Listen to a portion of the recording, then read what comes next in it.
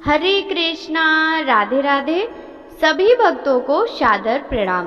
भक्तों, आज एकादशी व्रत में सुनिए तुलसी माता की कथा। एक कन्या थी।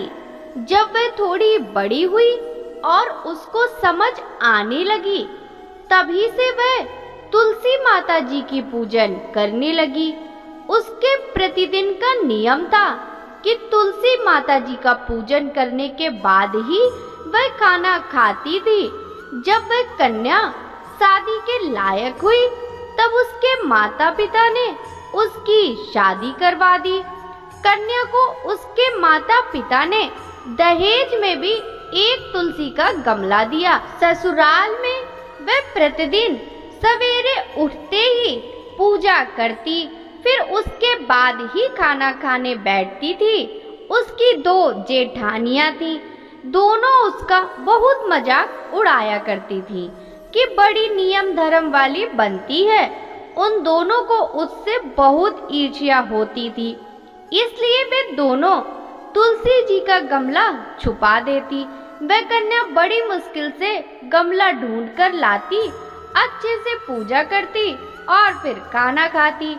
वह गमला ढूंढ कर ले आती तो एक दिन तो उसकी जेठानियों ने क्या करा कि गमला ही कहीं दूर ही फेंक दिया। कन्या ने खूब ढूंढा पर उसे गमला नहीं मिला। वह बहुत ही परेशान हो गई।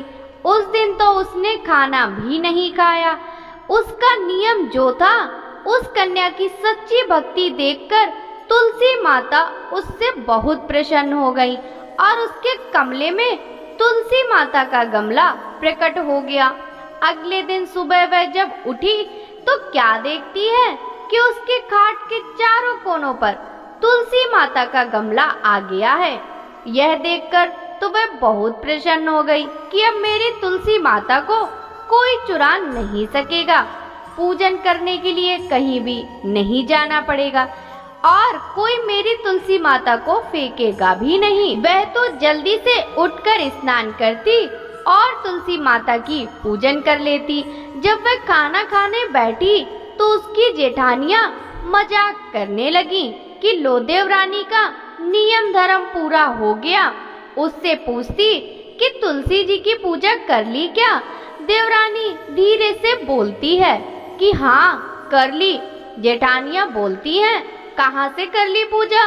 गमला तो फेंक दिया था। देवरानी कहती है कि देख लो, मेरे कमरे में खाट पर तुलसी जी लग रही हैं। जेठानियां बहुत शर्मिंदा हुई और बोली कि देवरानी, तेरी भक्ति सच्ची है, हमने तुझे बहुत परेशान किया, हमें माफ कर दे। देवरानी उन्हें माफ कर देती है। हम भी तुलसी माता जी से यही प्रार्थना करते हैं, हे तुलसी माता, जैसी कृपा आपने देवरानी पर करी वैसी ही हम सभी पर करना। बोलिए तुलसी माता की जय। एक बुढ़िया थी। उसको तुलसी पूजा करने का नित्य का नियम था। वह प्रतिदिन खाना खाने से पहले पूजा करती थी और उसके बाद खाना खाती थी। वह तुलसी माता से प्रतिदिन प्रार्थना करती थी कि हे तुलसी माता, खांड खीर का भोजन देना, पाट पीताम्बर का बेस देना, योगियों जैसी मौत देना, स्वर्ग का वास देना, राम लक्ष्मण की कांध देना, सीता जी का चाल चलावा देना। ये सुनकर तुलसी जी सूखे सूखे रह रही थी। राम लक्ष्मण उधर से निकल रहे थे तो उन्होंने पूछा तुलसी जी से, आप सूखे सूखे क्यों जा रहे हो? एक बुढ़िया रोज मेरी पूजा करती है। वह मुझसे खाने का लड्डू मांगती है, खेलने को भाई मांगती है, खांड खीर का भोजन मांगती है, पाट पीताम्बर का बेस मांगती है, आपकी कांध मांगती है, सीता जी का चाल चलावा मांगती है, स्वर्ग का वास मांगती है, योगनियों सी मौत मांगती है। बाकी सब तो मैं दे दूं, पर आपकी कांध कहाँ से दूं और सीता जी का चाल चलावा कहाँ से दूं? राम जी और लक्ष्मण जी तुलसी जी से बोले कि आप हरे भरे हो जाओ, सब हो जाएगा।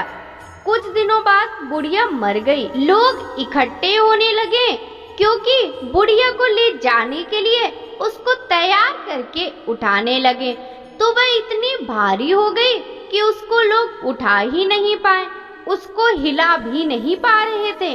लोग कहने लगे कि बुढ़िया इतनी भारी कैसे हो गई, वह तो देव दर्शन सब करती थी, क्या वह कोई जादू टोना करती थी जो ऐसे भारी हो गई। इतने में राम, लक्ष्मण और सीता जी आ गए। सीता जी ने चाल चलावा किया और राम लक्ष्मण ने कंधा दिया और बुढ़िया तो सदैव वैकुंठ को चली गई।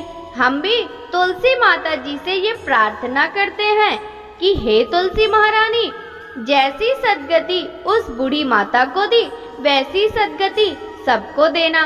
बोलिए तुलसी महारानी की जय। एक ब्राह्मण था, वह प्रतिदिन मंदिर जाता था। वह प्रतिदिन तुलसी माता की पूजा करता था। वह तुलसी माता से प्रतिदिन प्रार्थना करता था, तुलसी महारानी मेरा आनंद करना। तुलसी माता ने सोचा कि यह ब्राह्मण तो बहुत सीधा है और गरीब है और प्रतिदिन मेरी पूजा करता है, मैं इसके लिए कुछ न कुछ करना चाहती हूँ। तो तुलसी महारानी एक कन्या का रूप बनाकर बैठ गई और उस ब्राह्मण को बोला कि ब्राह्मण, मैं भी तेरे घर आना चाहती हूँ। ब्राह्मण ने सोचा कि 6 लड़कियां तो मेरे पहले से ही हैं और 7 लड़कियों का मैं कैसे पालन पोषण करूँगा, लड़कियों की शादी कैसे कराऊंगा, मेरे पास तो कुछ भी ऐसा नहीं है। यह विचार करके वह बहुत परेशान रहने लगा। उसको तो खाना भी नहीं भा रहा था। उसकी औरत ने कहा कि क्या बात है, आजकल बहुत दुखी दुखी रहने लग गए। तो इस पर ब्राह्मण बोला कि मैं मंदिर जाता हूँ, वहाँ पर एक छोटी सी सुंदर सी कन्या बैठी है और वह कहती है कि ब्राह्मण, मैं भी आपके घर आऊंगी। उसकी पत्नी बोली, अरे इसमें परेशान होने की क्या बात है, आ रही है तो आने दो।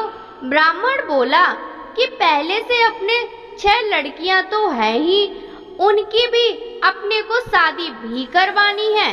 तो इस पर ब्राह्मणी बोली, अरे ये तो कोई बात नहीं, अपनी 6 लड़कियों की शादी करवाएंगे, वैसे 7वीं की भी करवा देंगे, अपनी 7 लड़कियों की शादी साथ में करवा देंगे। अगले दिन जब वह ब्राह्मण मंदिर गया तो उस छोटी कन्या ने ब्राह्मण से पूछा, आपके घर आऊं? तो ब्राह्मण बोला, हाँ बेटा चल। उनको वह घर पर ले गया। तुलसी माता कन्या के रूप में ब्राह्मण के घर आने से घर बहुत आनंदित हो गया। घर में लक्ष्मी की बारिश हो गई। जब ब्राह्मण 7 कन्याओं की शादी के लिए वर ढूंढने जाने लगे तो उस छोटी कन्या ने कहा कि मेरे तो शालिग्राम जी के मंदिर में जाकर शालिग्राम जी को बोलना कि बारात लेकर आए, मेरी 6 बहनों के तुम्हारी इच्छा से वर ढूंढ लेना। तुलसी महारानी की मेहरबानी से उसके तो सब जेवर, कपड़ा, खाना सब तैयार हो गया। अच्छी धूमधाम से उनकी शादी हो गई और उस ब्राह्मण के तुलसी माता टूट मान हुए। हम भी तुलसी माता जी से यही प्रार्थना करते हैं, हे तुलसी माता, जैसे आप ब्राह्मण पे टूट मान हुए वैसे हम पर भी होना और जैसा आनंद ब्राह्मण के घर किया वैसा ही हम सभी के घर को आनंदित करना। बोलिए तुलसी महारानी की जय। एक बार शिव जी ने अपने तेज को समुद्र में फेंक दिया था। उससे एक महातेजस्वी बालक ने जन्म लिया। यह बालक आगे चलकर जालंधर के नाम से पराक्रमी दैत्य राजा बना। इसकी राजधानी का नाम जालंधर नगरी था। दैत्यराज कालनेमी की कन्या वृंदा का विवाह जालंधर से हुआ। जालंधर महाराक्षस था। अपनी सत्ता के मद में चूर उसने माता लक्ष्मी को पाने की कामना से युद्ध किया, परंतु समुद्र से ही उत्पन्न होने के कारण माता लक्ष्मी ने उसे अपने भाई के रूप में स्वीकार किया। वहां से पराजित होकर वह देवी पार्वती को पाने की लालसा से कैलाश पर्वत पर गया। भगवान देवाधिदेव शिव का ही रूप धरकर माता पार्वती के समीप गया, परंतु मां ने अपने योग बल से उसे तुरंत पहचान लिया तथा वहां से अंतर ध्यान हो गई। देवी पार्वती ने क्रुद्ध होकर सारा वृतांत भगवान विष्णु को सुनाया। जालंधर की पत्नी वृंदा अत्यंत पतिव्रता स्त्री थी। उसी के पतिव्रत धर्म की शक्ति से जालंधर ना तो मारा जाता था और ना ही पराजित होता था। इसीलिए जालंधर का नाश करने के लिए वृंदा के पतिव्रत धर्म को भंग करना बहुत जरूरी था। इसी कारण भगवान विष्णु ऋषि का वेश धारण कर वन में जा पहुँचे, जहाँ वृंदा अकेली भ्रमण कर रही थी।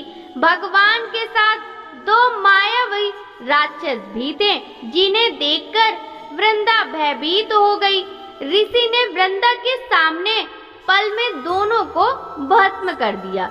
उनकी शक्ति देखकर वृंदा ने कैलाश पर्वत पर महादेव के साथ युद्ध कर रहे अपने पति जालंधर के बारे में पूछा। ऋषि ने अपने माया जाल से दो वानर प्रकट किए। एक वानर के हाथ में जालंधर का सिर था तो दूसरे के हाथ में धड़। अपनी पति की यह दशा देखकर वृंदा मूर्छित होकर गिर पड़ी। होश में आने पर उन्होंने ऋषि रूपी भगवान से विनती की कि वह उसके पति को जीवित करें। भगवान ने अपनी माया से पुनः जालंधर का सिर धड़ से जोड़ दिया, परंतु स्वयं भी उसी शरीर में प्रवेश कर गए। वृंदा को इस छल का जरा आभास ना हुआ। जालंधर बने भगवान के साथ वृंदा पतिव्रता का व्यवहार करने लगी, जिससे उसका सतीत्व भंग हो गया। ऐसा होते ही वृंदा का पति जालंधर युद्ध में हार गया। इस सारी लीला का जब वृंदा को पता चला, उसने क्रुद्ध होकर भगवान विष्णु को शिला होने का श्राप दे दिया तथा स्वयं सती हो गई। जब वृंदा भस्म हुई, वहाँ तुलसी का पौधा उगा। भगवान विष्णु ने वृंदा से कहा, हे वृंदा, तुम अपने सतीत्व के कारण मुझे लक्ष्मी से भी अधिक प्रिय हो गई हो। अब तुम तुलसी के रूप में सदा मेरे साथ रहोगी। जो भी मनुष्य मेरे शालिग्राम रूप के साथ तुलसी का विवाह करेगा, उसे इस लोक और परलोक में विपुल यश प्राप्त होगा। जिस घर में तुलसी होती है, वहाँ यम के दूत भी असमय नहीं जा सकते। गंगा व नर्मदा के जल में स्नान तथा तुलसी का पूजन बराबर माना गया है। चाहे मनुष्य कितना भी पापी क्यों ना हो, मृत्यु के समय जिसके प्राण मंजरी रहित तुलसी और गंगा जल मुख में रखकर निकल जाते हैं, वह पापों से मुक्त होकर वैकुंठ धाम को प्राप्त होता है। जो मनुष्य तुलसी व आंवलों की छाया में अपने पितरों का श्राद्ध करता है, उसके पितर मोक्ष को प्राप्त हो जाते हैं। उसी दैत्य जालंधर की यह भूमि जलंधर नाम से विख्यात है। बोलिए तुलसी महारानी की जय। वृंदाय तुलसी देव्य प्रियाय केशवस्य च विष्णु भक्ति प्रदे देवी सत्यवत्य नमो नमः। तुलस्यामृत जन्मासि सदा त्वयं केशव प्रिया। केशवार्थ चिनोमीय त्वां वरदा भव शोभने। यानि कानि च पापानि ब्रह्महत्यादिकानि च तानि तानि प्रणश्यन्ति प्रदक्षिणा पदे पदे। तुलसी चाहे एक साधारण सा पौधा होता है, परंतु भारतीयों के लिए यह गंगा यमुना के समान पवित्र है। पूजा की सामग्री में तुलसी दल जरूरी समझा जाता है। तुलसी के पौधों को वैसे तो स्नान के बाद प्रतिदिन पानी देना स्वास्थ्य के लिए अति उत्तम है। तुलसी के कारण उसके आसपास की वायु शुद्ध होती है। माता तुलसी भगवान श्री हरि विष्णु को अत्यंत प्रिय है। भक्तों, आइए हम सब मिलकर तुलसी पूजा का महात्म्य की कथा का श्रवण करते हैं। एक परिवार में ननंद भाभी रहती थी। ननंद अभी कुंवारी थी। वह तुलसी की बड़ी सेवा करती थी, पर भाभी को यह सब फूटी आंख नहीं सुहाता था। कभी कभी तो भाभी गुस्से में कहती कि जब तेरा विवाह होगा तो तुलसी ही खाने को दूंगी तथा तुलसी ही तेरे दहेज में दूंगी। यथा समय जब ननंद की शादी हुई तो उसकी भाभीयों ने बारातियों के सामने तुलसी का गमला फोड़कर रख दिया। भगवान की कृपा से वह गमला स्वादिष्ट व्यंजनों में बदल गया। गहनों के बदले भाभी ने ननंद को तुलसी की मंजरी पहना दी तो वह सोने के गहनों में बदल गई।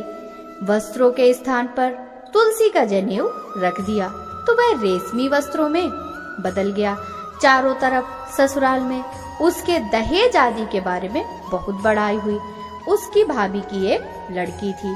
भाभी अपनी लड़की से कहती कि तू भी तुलसी की सेवा किया कर, तुझे भी तेरी बुआ की तरह फल मिलेगा।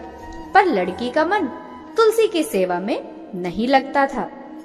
उसके विवाह का समय आया तो उसने सोचा कि मैंने जैसा व्यवहार अपनी ननंद से किया उसी के कारण उसकी इतनी इज्जत मिली है, क्यों ना मैं अपनी लड़की के साथ भी वैसा ही व्यवहार करूं।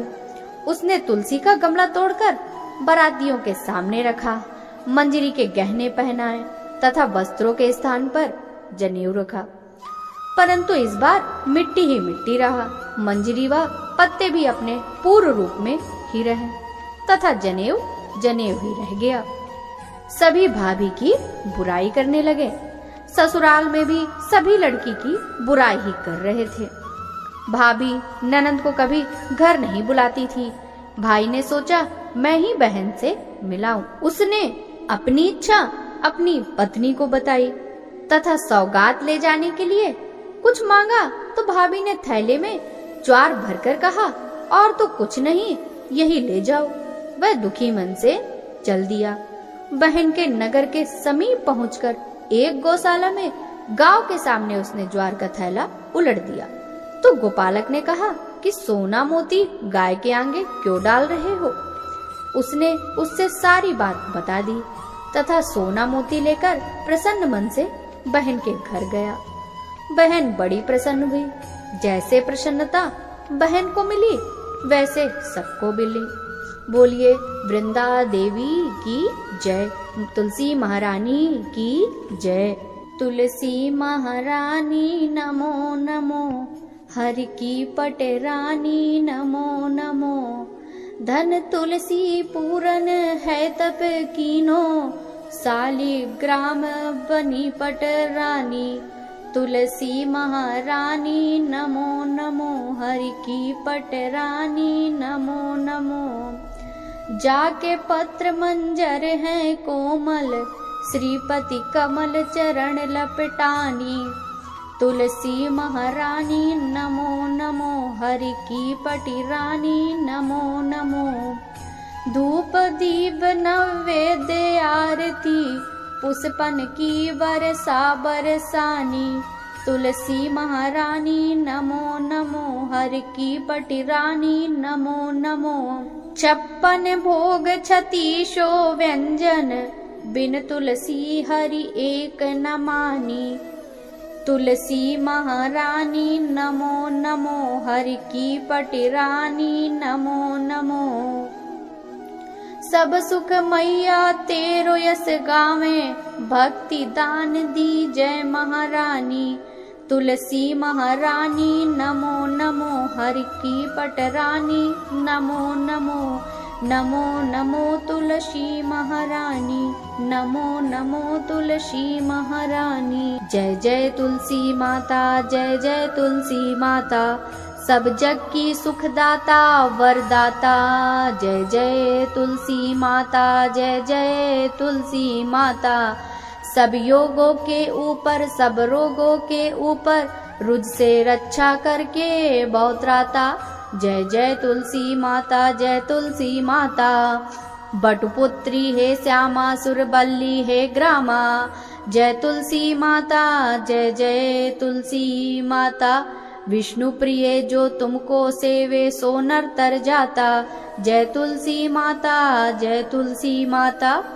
हरि के शीस विराजत, त्रिभुवन से हो वंदित, पतित जनों की तारणी विख्याता, जय तुलसी माता, जय जय तुलसी माता माता। लेकर जन्म विजन में आई दिव्य भवन में, मानव लोक तुम्ही से सुख संपत्ति पाता माता, जय जय तुलसी माता, जय तुलसी माता। हरि को तुम अति प्यारी, श्याम वरण तुम्हारी, प्रेम अजब है उनका तुमको कैसे नाता, जय तुलसी माता, जय जय तुलसी माता। बोलिए तुलसी माता की जय, तुलसी महारानी की जय।